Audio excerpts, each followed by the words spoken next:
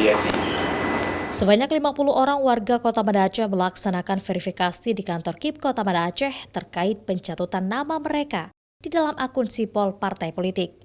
Verifikasi dilakukan bersama 3 pihak, yaitu petugas KIP, warga yang merasa dirugikan, serta perwakilan partai politik. Hingga saat ini terdapat 50 orang yang akan dilakukan verifikasi dengan partai politik langsung. Namun angka tersebut bisa saja terus bertambah. Nantinya hasil verifikasi langsung ini akan disampaikan kepada KIP Aceh dan dilanjutkan ke KPU RI.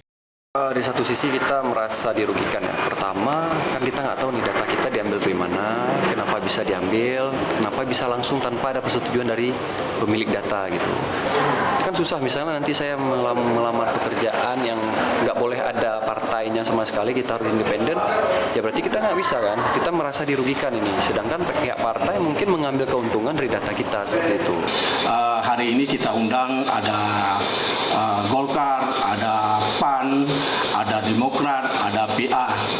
Nah, maka berdasarkan itu nanti bahwa masyarakat mempertanyakan langsung kita sebagai mediasi kenapa bahwa ada masyarakat yang terdata di dalam partai mereka dan tertera di dalam sipol sehingga mengganggu masyarakat yang dia tidak pernah menjadi anggota partai.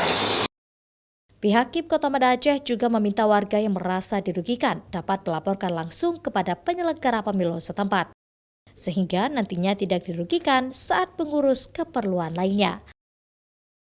Syahril, Kompas TV, Banda Aceh.